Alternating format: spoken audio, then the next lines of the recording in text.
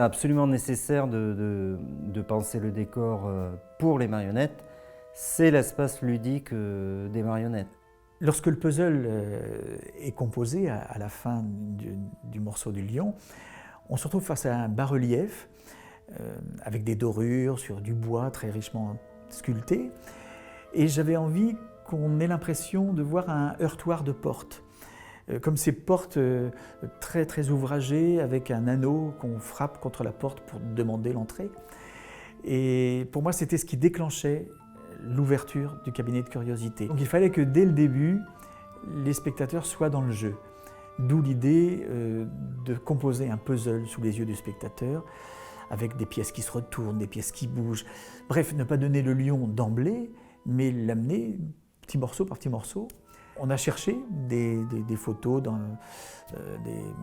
des documents qui pouvaient nous inspirer, et on a trouvé une porte très travaillée, et d'ailleurs dont les sculptures ont inspiré Alain. Et puis il y avait ce heurtoir. Et puis Alain a choisi, puisqu'on était sur le thème des animaux, de remplacer l'anneau, ou en tout cas d'ajouter des serpents entrelacés. Voilà, donc on est arrivé à une sculpture finale qui non seulement est belle, mais en plus de ça a un sens, puisque c'est ce qui va permettre l'ouverture des portes.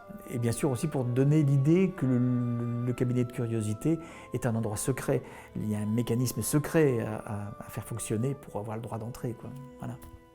Cette idée ce qui était souhaité, c'était qu'au début, on avait une chose fermée, puis on devait ouvrir le spectacle par l'arrivée du lion. Et à un moment, j'ai pensé à cette histoire de pouce-pouce, de jeu qu'on fait apparaître un peu pouce-pouce comme un Rubik's Cube 2D, quoi.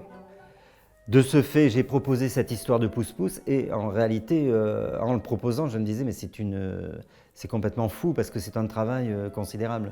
C'est-à-dire non seulement faire un argile sculpté, se mettre d'accord sur la dimension, les proportions, ensuite découper ça en morceaux, ensuite faire des moulages individuels, ensuite faire tout un tas de mécanismes parce que toutes les pièces ne fonctionnaient pas de la même manière, faire des glissières.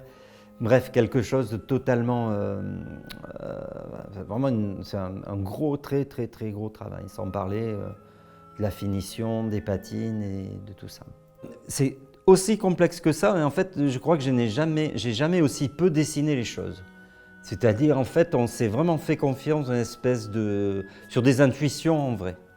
Et parfois, on avait plus besoin peut-être j'avais plus besoin de rassurer Grégoire, lui avait peut-être aussi plus besoin de se rassurer.